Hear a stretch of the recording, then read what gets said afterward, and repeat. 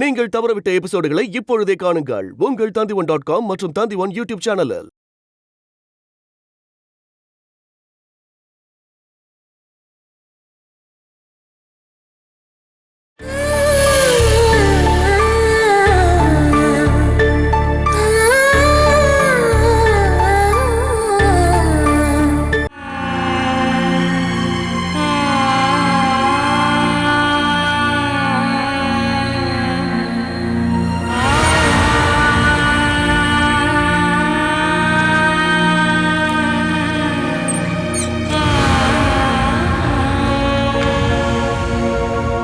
அனிலக்கா, நீங்க எனக்கு ஒரு உதவி பண்ணணும். இத சதீஷ் மாமா கையில கொடுத்து விட்டு கொஞ்சம் அரிசியும் பருப்பும் வாங்கிட்டு வர சொல்லுங்க. அப்புறம் குழந்தைக்கு பாலும். இந்த பணம் கையிலேயே இருக்கட்டுமா? இப்பதான் நான் ஒரு வேலைக்கு போயிட்டு இருக்கேன்ல, அந்த பணத்தை வச்சு உனக்கும் குழந்தைக்கும் செலவு பண்ண என்னால முடியும். என் கையில நான் பணத்தை வச்சுக்கிட்டு நான் உங்களை கஷ்டப்படுத்த விரும்பலக்கா. இதை வச்சுக்கோங்க. வேணும் இங்க இருந்த நேரத்துல சில சமயம் நான் உன்கிட்ட கோவமா பேசியிருக்கேம்மா. உன் மனசு கஷ்டப்படுற மாதிரி நான் உன்கிட்ட நடந்தும் இருக்கேன். அது எல்லாமே நான் வேணு மேல இருந்த கோவத்துல தான் பண்ணேன். இப்பதான் அவன் இங்க இல்லலம்மா. பாதுகாப்பு தேடி வந்த உனக்கு குழந்தைக்கும் நாங்க சமைக்கிறதுல இருந்து ஒரு பங்கு கொடுக்க எனக்கும் சந்தோஷம்தான். இந்த பணம் உனக்கு எப்பயாவது கண்டிப்பா தேவைப்படும். அப்புறம் இன்னொரு விஷயம், நான் இல்லாதப்போ இந்த பணத்தை எடுத்து என் வீட்டுக்காரர் கிட்ட கொடுத்துறாத. அதுக்கப்புறம் இந்த பணம் எங்க போகும்னே தெரியாது. என்னுடைய சந்தோஷத்துக்காக நீங்க இதை வாங்கிக்கோங்க. அவங்க செஞ்ச உதவிக்கும் கொடுத்த தண்ணிக்கும் கணக்கு கேக்குறவங்க இந்த வீட்ல இருக்காங்கம்மா. அந்த கூட்டத்துல நீ என்ன சேர்த்துறாத பாலா.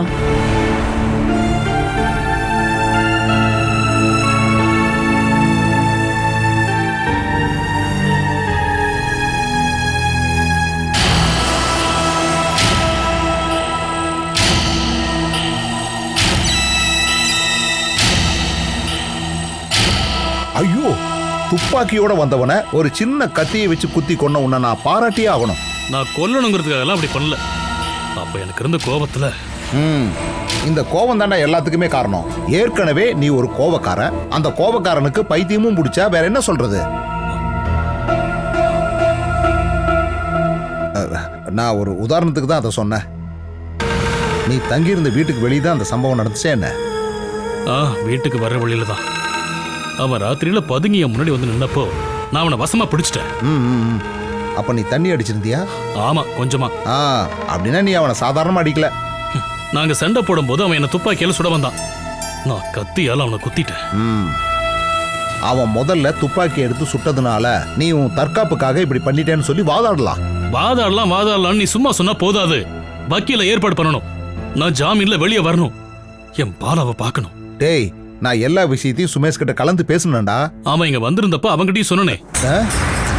சுமேஷ் உன்னை பாக்குறதுக்கு இங்க வந்தானா? வந்திருந்தான். அந்த இடத்துக்கு போய் என்ன நடந்துச்சுன்னு தெளிவா தெரிஞ்சுக்கிட்டு கேஸ பத்தி பேசலான்னு என்கிட்ட சொல்லிட்டு போனானே. அவன் அப்படி சொன்னானா? டேய், நீ அவனை நம்பாத. அவன் வெறும் பேச்சு மட்டும்தான். ஒரு நாளாவது நான் இங்கிருந்து வெளியே வந்து பாலாவை பார்க்கணும். நான் குத்தி கொன்னு போட்டவன் அவ கள்ள காதல. அப்படி இல்லைன்னா என்ன பார்த்ததும் எதுக்கு அவன் ஓடணும்? எல்லாத்தையும் நான் அவகிட்ட கேட்கணும். இதுக்கப்புறமா நீ அவளை கொண்டுட்டு இந்த ஜெயிலுக்குள்ள வர்றதுக்கு எதுக்காக தேவையில்லாம வெளியே நீ ஜாமீன்ல வரணும்? அவளுக்கும் அவனுக்கும் சம்பந்தம் இருக்குன்னு தெரிஞ்சதுன்னா அதுக்கப்புறம் உயிரோட இருக்க மாட்டா. டேய், அதெல்லாம் அப்புறம் பாத்துக்கலாம்டா. முதல்ல நீ வெளியே வர்றதுக்கான வழியை பார்க்கணும். உள்ள இருந்து என்னால என்ன பண்ண முடியும்? நீங்க தான் கேஸ் நடத்த வக்கீல வைக்கணும். ஏண்டா, இது ஒரு திருட்டு கேஸோ வழிப்பறி கேஸோ கிடையாது. கொலை கேஸ். பணம் நிறைய செலவாகும். இப்ப என் கையில திரும்பி ஊருக்கு போறதுக்கு மட்டும்தான்டா காசே இருக்கு. நான் வெளியே வரணும். என் ஷேரை விற்கிறதுக்கு அம்மா கிட்ட ஏற்பாடு பண்ண சொல்லு. அதை வச்சு கேஸ் நடத்து. இது நல்லா இருக்கே. உன்னோட ஷேரை வித்து அதுல கிடைக்கிற பணத்தை வச்சு நீ ஜாமீன்ல வந்துடலாம். நான் இந்த விஷயத்த வீட்டுக்கு போன உடனே எல்லார்கிட்டையும் சொல்றேன். சீக்கிரமா அதுக்கான வேலையை பார்க்கணும். அதெல்லாம் நான் பாத்துக்கிறேன். டே தம்பி, உனக்கு ஒன்றும் இங்க பிரச்சனை இல்லையே? சாப்பாடு தண்ணியெல்லாம் கரெக்டா வந்துருது இல்ல? வாழ்றதுக்கு எந்த வழியுமே தெரியாதப்போ ஏதாவது ஒரு தப்பு பண்ணிட்டு நானும் ஜெயிலுக்கு வர போறேன். 3 வேளை தவறாம சோறு கிடைக்கும்ல?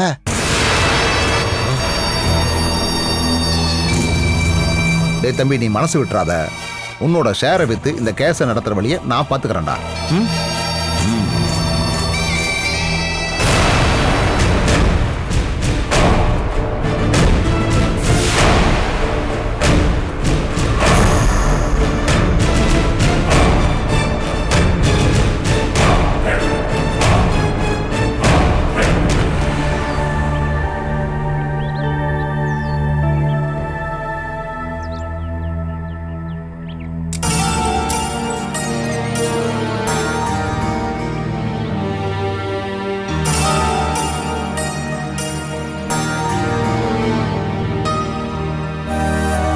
போனாலும் சொல்லிட்டு போக மாட்டீங்களா நீங்க?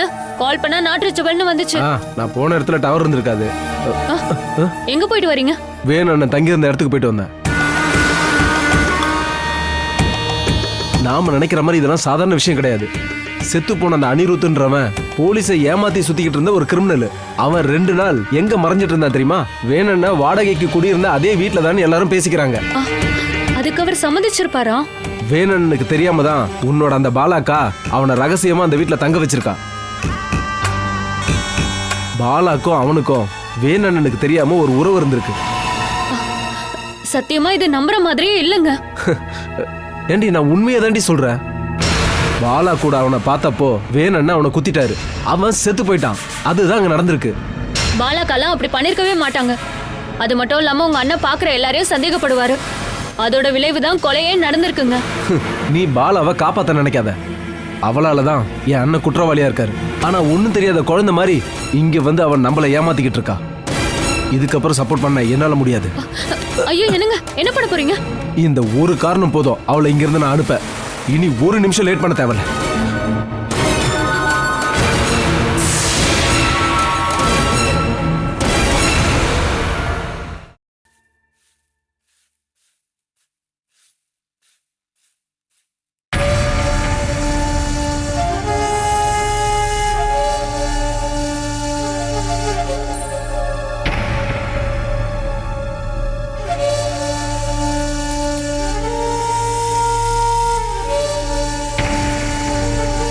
ஏய், செத்தவனுக்கு உனக்கும் அப்படி என்ன உறவு?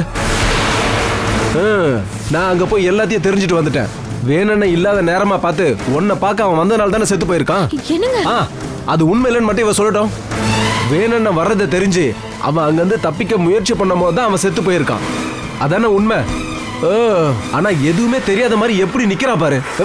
இதுக்கப்புறம் நீ இந்த வீட்டுல இருக்கவே கூடாது. அது உன் அண்ணன் வேணுகோபால் வந்து சொல்லட்டும். அதுக்கு அவர் ஜெயில தானே இருக்காரு. அதுக்கு நான் காரணம் இல்ல. எனக்கு தெரியும். வேணும்னு ஜெயிலுக்கு போறதுக்கு காரணமே உன்னோட கள்ளக்காதல் தான். நீ வேற ஒருத்தன் கூட சந்தோஷமா இருந்திருக்கல. என்ன தைரியம் உனக்கு?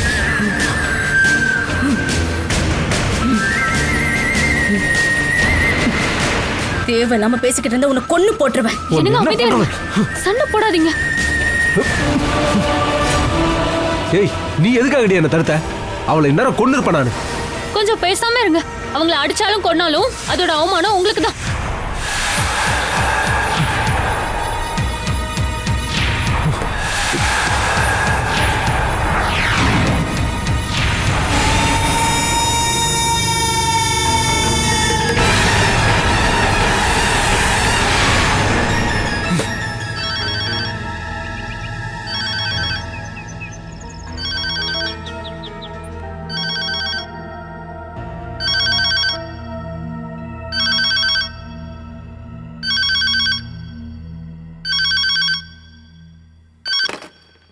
ஹலோ, ஹரி பேசுறேன்ப்பா. ஒரு கொலைகேஸ் சம்பந்தமா வேணுவை போலீஸ் அரெஸ்ட் பண்ணது உங்களுக்கு தெரியாதா என்ன? அப்பா லைன்ல இருக்கீங்களா? ஹலோ, நீ என்ன சொன்ன? வேணுவை போலீஸ் அரெஸ்ட் பண்ணது உங்களுக்கு தெரியுமா தெரியாதா? அதை நீ திவ்யா கிட்ட நேற்று சொன்னதுக்கு அப்புறம் தான் எனக்கே தெரியும். அதுக்கப்புறமா நான் நியூஸ் பேப்பர்ல தேடி பார்த்ததுக்கு அப்புறம் தான் அதுக்குள்ள இதை பத்தின நியூஸே இருந்தது. சொல்லப்போனா பாலாவோட பேரும் சேர்த்து நம்ம ஃபேமிலி பேரும் எதுவும் அதுல இல்ல. இப்போ உங்களுக்கு அதான் முக்கியமா? பாலாவை தேடி பாத்தீங்களா இல்லையா? நான் அவளை எங்கன்னு போய் தேடுவேன்? அவளுக்கு ஏதாவது தேவைப்பட்டுச்சுன்னு அவளே கால் பண்ணுவா இல்லையா? அது மட்டும் இல்லாம அவ ஊரையும் வீட்டையும் விட்டுட்டு வேற எங்கேயோ போய் தங்கி இருக்கிறவளை நான் எங்கன்னு போய் தேடுறது? சம்பவம் நடந்தது இடுக்கி ஜில்லால நெடுங்கட்டத்துல தான். பேப்பர்ல தான் தெளிவா போட்டிருக்காங்கல்ல. அங்க போய் போலீஸ் ஸ்டேஷன்ல கேட்டீங்கன்னா பாலாவும் குழந்தைய எங்க இருக்காங்கன்னு தெரிஞ்சிடும். எனக்கு 2-3 நாளாவே உடம்பு சரியாவே இல்லை. உடம்பு முழுக்க ஒரே வலி, ஃபீவரா இருக்கு. ஆனா திவ்யா இதை பத்தி என்கிட்ட சொல்லலையே. என்னோட கஷ்டங்களையும் வலிகளையும் நான் எதுக்கு அவகிட்ட சொல்லணும்? முடிஞ்ச வரைக்கும் நானே அதை சமாளிச்சுப்பேன். ஒரு வேலை சொன்னாலே நீங்க இப்படித்தானே பேசுவீங்க. அதுவும் இல்லாம உங்களுக்கு கொஞ்சம் கூட அக்கறையே கிடையாது. நான் தேடி பாக்குறேன்ப்பா. சும்மா தேடினா மட்டும் போதாது. பாலாவை கண்டுபிடிச்சு அவளுக்கு என்ன உதவி வேணுமோ அது எல்லாத்தையும் செய்யணும். அம்மா இங்க பக்கத்துல தான் இருக்கா, நீ பேசு. நான் இதை சொல்றதுக்காக தான் கால் பண்ணேன். நான் அப்புறம் கால் பண்றேன். முதல்ல நான் சொன்ன வேலையை செய்யுங்க. என்னாச்சுங்க? அவன் போனை வச்சுட்டானா? என் கஷ்டத்தை நான் யார்கிட்ட தான் சொல்றது? அவன் சொல்றதை தான் நான் கேட்கணுமாமா. ஒரு 150 கிலோமீட்டர் டிராவல் பண்ணி போய் பாலா எங்க இருக்கான்னு தேடி கண்டுபிடிக்கிற வயசா எனக்கு? வேணும்னா அவன் வந்து தேடி பார்க்கட்டும். அப்புறம் நான் இதை உன்கிட்ட மட்டும்தான் சொல்லியிருக்கேன். அவன் கால் பண்ணானா நான் சொன்ன விஷயத்தை அப்படியே அவன் கிட்ட சொல்லாத. பாலா இப்ப எங்க இருக்கான்னு தெரியலங்கிறது மட்டும் சொன்னா போதும்.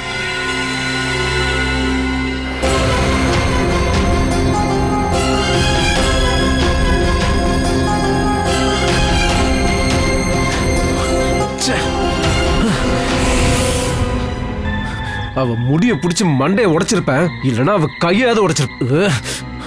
என்னால கண்ட்ரோல் பண்ணவே முடியல. இப்ப நீங்க பேசி என்ன பிரயோஜனம்? பாலாக்கு முன்னாடி பேசும்போது நீங்க சொன்ன விஷயத்த கொஞ்சம் அமைதியா சொல்லிருந்தா இதெல்லாம் நடந்திருக்குமா? நீ இப்பவும் அவளுக்கு தான் சப்போர்ட் பண்றல? இல்லங்க, நான் உங்களுக்கு தான் சப்போர்ட் பண்றேன். ஆனா தப்பு பண்ணிருந்தா நான் தப்புன்னு தான் சொல்லுவேன். அப்பனா அவ பண்ணது? செய்யாத தப்புக்கு அப்படி சொன்னா பாலாக்கா மட்டும் இல்ல, நானா இருந்தாலும் அப்படிதான் அடிப்பேன். அவளுக்கு அகங்காரம் அதிகமா இருக்கு. நான் அதை எப்படி அடக்குறேன் பாரு. இந்த வீடெல்லாம் என் பேர்ல இருக்கு. அவளையும் அவ குழந்தையும் ரோட்டுக்கு அனுப்ப போறேன். ஊர்க்காரங்களுக்கு தெரிஞ்சா நம்மளதான் ரொம்ப கேவலமா திட்டுவாங்க. பாலாக்கா இப்ப பிரெக்னெண்டா இருக்காங்க, தேவையில்லாம பிரச்சனை பண்ணாதீங்க.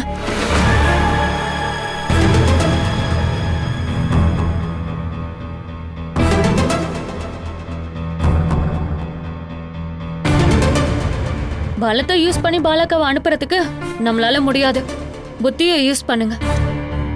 உங்க கண்ணத்துல நீங்க அடி வாங்கியிருந்தாலும் உங்களை அடிச்சது ஒரு பொண்ணு, அதுவும் உங்க பொண்டாட்டி முன்னாடி வச்சு. நீங்க தப்பு பண்ணியிருந்தாலும் என்னால அதை சகிச்சுக்கவே முடியலங்க.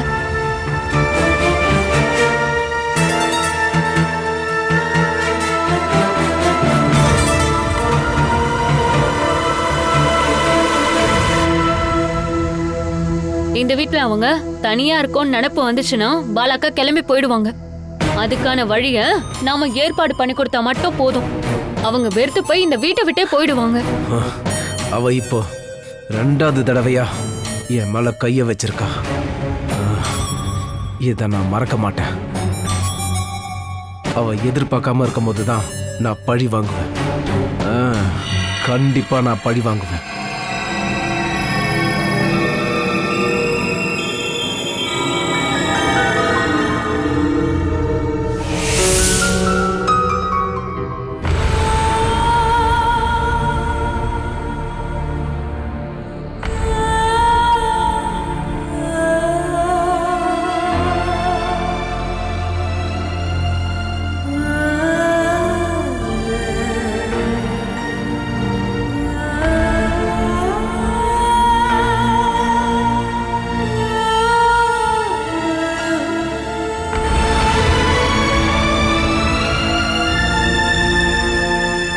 பலா, சுமேஷ நீ அடிச்சது அவனுக்கு கண்டிப்பா தேவைதான். உனக்கு யாரு மணி கட்டுவாங்க அப்படின்னு கேக்குற மாதிரி அது யாருங்கிறது மட்டும்தான் சந்தேகமா இருந்தது. இப்ப அது புரிஞ்சிருச்சு. இதுக்கப்புறம் நான் தோக்க மாட்டேன்னு முடிவு பண்ணி தான் நான் இங்க வந்திருக்கேன். தேவைக்கேற்ப அடியும் உதையும் திட்டும் அவமானமும் எனக்கு தாலி கட்டவும் மூலமா நான் அனுபவிச்சிருக்கேன். அதை விட அதிகமா இதுக்கப்புறம் என்னோட வாழ்க்கையில கண்டிப்பா நடக்காது. பலா, நீ வாழறதுக்கு உனக்கு இந்த மாதிரி தைரியம் வேணும். ஆனா சுமேஷ பார்த்து நம்ம கண்டிப்பா பயப்படணும். அந்த அடி அவனுக்கு கண்டிப்பா வலிச்சிருக்கும். அதுவும் உன் கையால அடி வாங்கின அந்த அவமானத்தை அவன் கண்டிப்பா மறக்க மாட்டான். அவனால என்ன பண்ண முடியும்க்கா? கொல்லுவானா? அதுக்கான தைரியம்லாம் அவன் கிட்ட இல்ல. அந்த மாதிரி இருக்கிறவன் இந்த மாதிரி பில்டப் விட்டுக்கிட்டு இருக்க மாட்டான். நீ இப்ப தனியா இல்லைங்கிறத ஞாபகம் வச்சுக்கோ. இடுப்புல ஒரு குழந்தையும் வயித்துல இன்னொரு குழந்தையும் இருக்கு. அந்த குழந்தைக்கு எதுவும் நடக்காம பாத்துக்கணும். இப்ப அவன் வாங்கின அடியால சுமேஷோட அகங்காரம் கொஞ்சம் குறைஞ்சிருக்கு. ஆனா இதுக்காக அவன் என்ன பழி வாங்க போறாங்கிறது தான் எனக்கு பயமா இருக்கு. நான் அவனுடைய அகங்காரத்தை குறைக்கிறதுக்காக இங்க வரல. நான் வாழ்றதுக்காக இங்க வந்திருக்கேன். என் வீட்ல இருந்து எனக்கு கிடைக்க வேண்டிய எல்லாத்தையுமே வாங்கிட்டு வந்து வாழ்நாள் முழுக்க என்ன நல்லபடியா பார்த்துப்பேன்னு சொல்லித்தானே என்னை இங்க கூட்டிட்டு வந்தாங்க. அந்த ஆளோட 2 குழந்தைங்களுடைய அம்மா தான் நான். வேணுகோபாலுக்கு இந்த குடும்பத்துடைய சொத்துல பங்கு இருக்கு. அந்த பங்கு எனக்கு கிடைச்சாகணும். யாருக்கும் யூஸ் ஆகாத வறண்ட பூமியான 1/2 ஏக்கரை தான் வேணுக்காக ஒதுக்கி வச்சிருக்காங்க. அது பக்கத்திலேயே ஒரே மலையால தண்ணி நிறைஞ்சு வழியிற 1/2 ஏக்கர் என் வீட்டுக்காரருக்கு. அதிகமான பங்கு வேணும் நம்ம கேட்டு போகணும்னா அங்க குடிசை போட்டு வாழ்ந்துக்கோன்னு சொன்னா என்ன பண்ண முடியும்? அவன் சொல்ற மாதிரி எல்லா விஷயமும் நடக்காது இல்லையா? ஆஷா மேலதான் அம்மா ரொம்ப ரொம்ப கோவமா இருக்காங்க. இளைய மகன்றதுக்காக சுமேஷ் மேல ரொம்ப பாசம் காட்டுறாங்க. அவன் கொஞ்சம் கண்ணீர் விட்டு அழுதா போதும், அத்தை என்ன வேணாலும் செய்வாங்க. இந்த வீடு அவன் பேர்ல அப்படிதானே மாறி போச்சு. இதுக்கப்புறம் கண்ணீர் விட்டு அழறதுக்கு என்கிட்ட கண்ணீர் இல்ல. யார் வந்து என்னை எதிர்த்தாலும் சரி, நான் வாழணும். என்னுடைய குழந்தைங்களை நான் வளர்க்கணும். யார் எனக்கு உதவி பண்ணலனாலும் நான் இதை செஞ்சே ஆகணும்.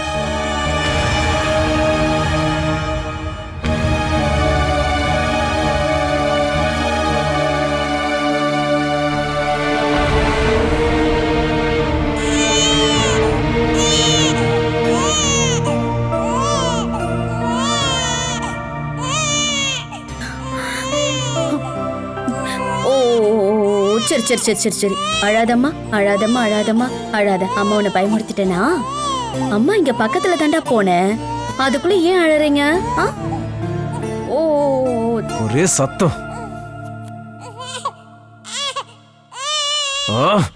குழந்தைய அழ விடாம முதல்ல வாயை பொத்து. குழந்தைங்களா இருந்தா அழதான் செய்வாங்க.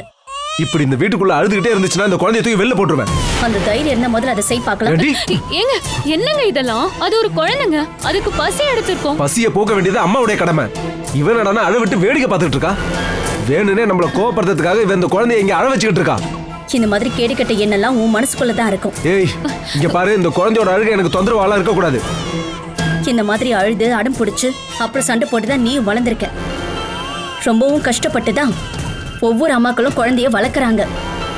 பெத்த அம்மாவையே எப்படியாவது இங்க இருந்து வெளியில அனுப்பணும்னு நினைக்கிற உனக்கு அம்மாவோட மகத்துவம் என்னன்னா உன்னால புரிஞ்சுக்கவே முடியாது. ஏய் நீ எனக்கு அட்வைஸ்லாம் பண்ணாத. உனக்கு அதுக்கான தகுதியே கிடையாது. என்னங்க அடிக்கடி அக்கா கூட சண்டை போடுறீங்க? என்ன தைரியம் இருந்தா ஏன் வீட்டுக்குள்ள வந்து எனக்கே நீ அட்வைஸ் பண்ணிக்கிட்டு இருக்க? எனக்கு முதல்ல என் கூட வாங்க. எதுக்கு தேவையில்லாம சண்டை போடுறீங்க? சொன்னா புரிஞ்சுக்காதவங்க கிட்ட ஒரு தடவை சொன்னா போதும். அவமானப்பட்டு மறுபடியும் சொல்லாதீங்க. வாங்க வாங்க வாங்க. நீ எதுக்குடா அழற? அம்மா தான் இங்க இருக்கேன்ல. சரி சரி. ஓ ஓ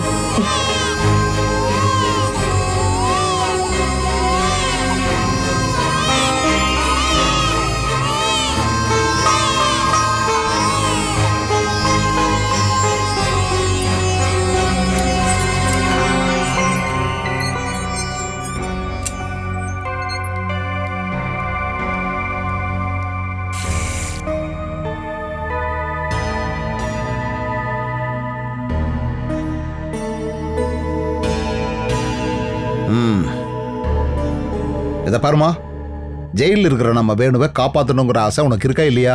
டேய், கொலை பண்ண குற்றத்துக்காக அவனுக்கு தண்டனை கொடுத்தா அவன் வெளியே வந்ததுக்கு அப்புறம் எல்லாரும் என்ன கொலைகாரனோட அம்மான்னு தானே சொல்லுவாங்க? கண்டிப்பா அப்படித்தான் சொல்லுவாங்க. என்ன கொலைகாரனோட அண்ணன் அப்படின்னு சொல்லுவாங்க.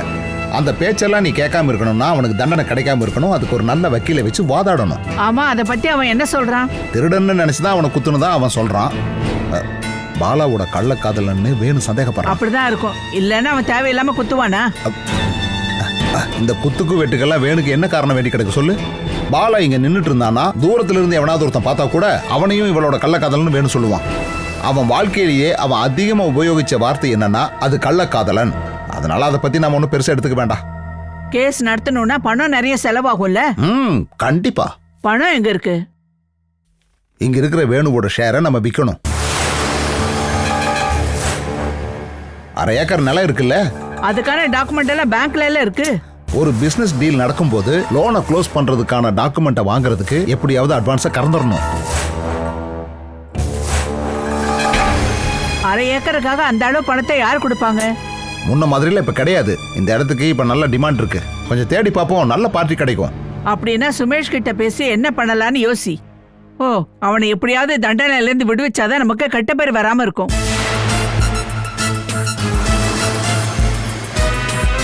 அப்படின்னா நீங்களே சுமேஷை கூப்பிட்டு வேணுவோட ஷேரை விற்கிற விஷயத்த அவங்ககிட்ட எடுத்து சொல்லிருங்க. அதுக்கப்புறமா சுமேஷ் நம்ம வேணுகிட்ட வேணா போய் பேசட்டும். ஷேரை விற்கிறதுக்கு வேணும் சம்மதிப்பானா? அவன் எப்படியாவது வெளியே வந்து பாலாவை பார்த்தே ஆகணுங்கிறான். அதுக்காக அவன் எங்க வேணாலும் சைன் பண்ணி கொடுப்பான். அப்படின்னா சுமேஷ் கிட்ட பேசுறேன். இந்த சொத்தை உடைக்கணுங்கிற ஆசை எல்லாம் எனக்கு கிடையாது. ஆனா கட்ட நேரம் வந்தா என்ன பண்ண முடியும்?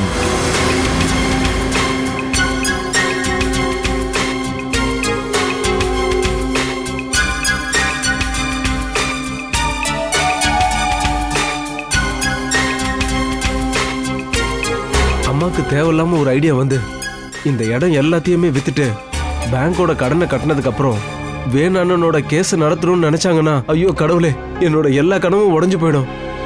ஆனா இந்த வீடும் 9 ஏக்கரும் உங்க பேர்ல தானே இருக்கு. பேங்க்ல அடகு வச்ச அந்த மொத்த இடத்துல இருந்து தான் என்னோட பங்கை எழுதி கொடுத்துருக்காங்க. ரிஜிஸ்ட்ரேஷன் மட்டும்தான் பண்ணிருக்கோம். இந்த இடத்த விற்கணும்னா பேங்க்ல இருந்து நமக்கு என்ஓசி தரணும். இப்படிலாம் சொன்னா எனக்கு சுத்தமா புரியாது. இதுல புரியாம இருக்க என்ன இருக்கு? இந்த மாதிரி நேரத்துல அம்மா நம்மளோட இருக்கணும். பாலாவையும் குழந்தையும் வெளியே அனுப்பணும். அத்தை என் மேல ரொம்ப கோவமா இருக்காங்க. நாம அவங்கள வெளியே அனுப்ப முயற்சி பண்றோம்னு கம்ப்ளைண்ட் பண்ணிருக்காங்க. அந்த கம்ப்ளைண்ட்டை இல்லாம பண்ணிடணும். அம்மாவுக்கு தேவையான உதவியெல்லாம் நம்ம 2 பேர் பண்ணுவோன்னு அம்மாவை நாம நம்ப வைக்கணும். அதுக்கு நீ மனசு வைக்கணும். அதுக்கு நான் என்ன பண்ணணும்? அம்மா என்ன சொல்றாங்களோ அதை கேட்டு நீ அவங்க கூடவே இரு. அம்மா கிட்ட நீ உண்மையாதான் பாசம் காட்டுறன்னு அவங்களுக்கு தோணணும். நடிக்கலாம் எனக்கு தெரியாதுங்க. அது நடிப்புன்னு எக்காரணத்து கொண்டும் தெரியக்கூடாது. வேணனோட ஷேரையும் அம்மா கிட்ட கையெழுத்து வாங்கி நம்ம வச்சுக்கணும். அப்புறம் சதீசனை நம்ம சொல்ற பேச்ச கட்டாயம் கேட்பாரு. வேணுமாமாவோட ஷேரை வச்சு கேஸ் நடத்தணும் இல்லையா? முதல்ல அது நம்ம பேருக்கு மாத்துறதுக்கான வேலையை பார்க்கலாம். இங்க பாரு, நீ கண்ணும் கருத்துமா அம்மாக்கு என்னெல்லாம் தேவைப்படுதோ அதெல்லாம் நீ பார்த்து பண்ணிக்கிட்டே இரு. நேத்து வரைக்கும் அத்தை கிட்ட கோவமா பேசிட்டு இருந்தேன்னா டக்குன்னு சுபாவத்தை மாத்தும் போது அத்தைக்கு சந்தேகம் வரும்ல. அங்கதான் உன்னோட திறமையே இருக்கு. நான் தான் தப்பு பண்ணிட்டேன்னு நீ ஓப்பனா சொல்லணும். அதுக்கு நீ பிராச்சித்தமா அம்மாவுடைய அடிமை மாதிரி வாழ்நாள் முழுக்க உங்க கூடவே இருக்கிறன்னு அம்மாக்கு நீ வாக்கு கொடுக்கணும். யாரோட வாழ்நாள் முழுக்க? அம்மாவோட. ஐயோ, அந்த கிழவி கூடிய சீக்கிரம் மண்டையை போடணும். அதுக்கு முன்னாடியே எல்லாரையும் என் கஸ்டடி கொண்டு வரணும். இங்க பாரு, அதுக்காக நீ தான் அம்மாக்கு பணியோட பண்ணணும். அதனால எந்த பிரயோஜனமும் இல்லைங்க. அத்தைக்கு கால் வலியா இருக்கு, போய் எண்ணெயை வாங்கிட்டு வாங்க. வாங்கிட்டு வந்து நீங்க என்ன கூப்பிடுங்க. அதுக்கப்புறம் அவங்கள கரெக்ட் பண்ணிக்கலாம்.